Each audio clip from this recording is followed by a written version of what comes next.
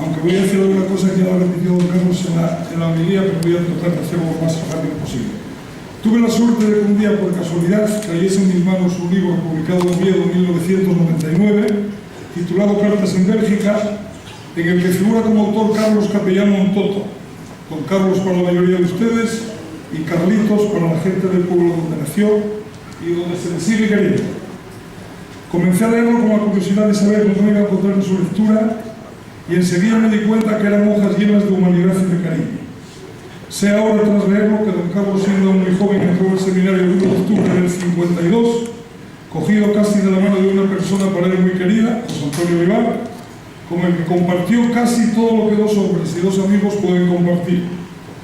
Que don Carlos recibió el orden del sacramento sacerdotal el 14 de marzo del 64 en La Ferrera y que su primer destino fue la parroquia de San Nicolás de Valle en Avilés, a donde llegó el día del Carmen, el 16 de julio del 64, acompañado por el entonces párroco de Lastre, don Silverio Rodríguez Morán, y como mandaban los cánones del momento, con sotana y con coronilla.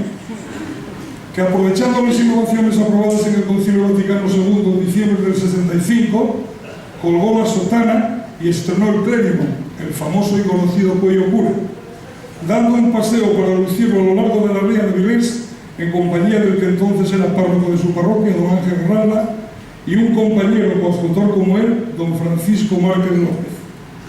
Que tras varias negociaciones con el obispado y tras consultarlo y consensuarlo con su familia, un domingo de agosto del año 68 llegó a Bélgica y que allí pasó unos hermosos y magníficos años ejerciendo el cargo pastoral de migrantes españoles. Y durante todo ese tiempo ejerciendo ese cargo, colaboró con un periódico llamado El Guión, que llegaba a casa de todos los españoles emigrados y que era un medio de convocatoria y mejor instrumento de intercomunicación que se editaba mensualmente sin faltar jamás a la cita, salvo los meses de julio y agosto. En ese periódico escribió don Carlos 51 cartas, de ahí el título del libro. La primera publicada en septiembre del 68 y la última en septiembre del 73. Eran cartas dirigidas a los españoles emigrados en Bélgica, aquella gente que está viviendo una triste realidad, al igual que muchos millones de hombres y mujeres en el mundo, y que era una realidad cargada de soledad, de sinsabores y en muchas ocasiones de lágrimas.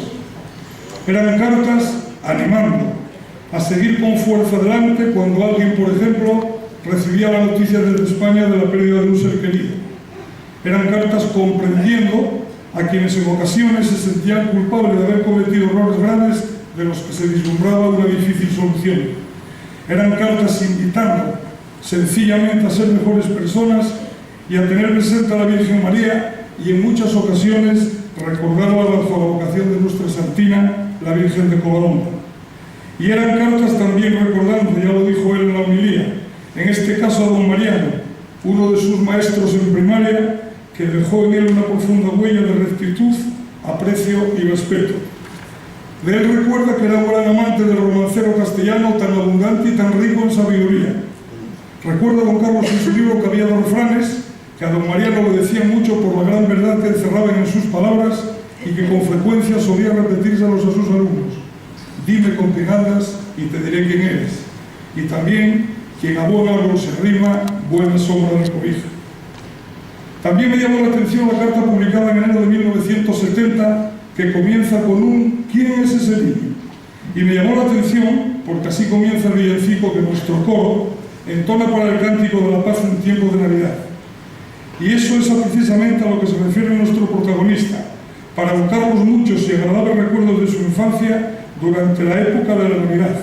Y como niño, prestarle mayor atención al Día de Reyes, que era, aparte de los juguetes que recibía, cuando en la iglesia de Lastre se repartían golosinas entre todos los niños asistentes, momento que del órgano de la iglesia y de las voces de los entonces miembros del coro salían las notas de ese villancico. Por eso nuestro coro lo cantó hoy durante la oración de la paz.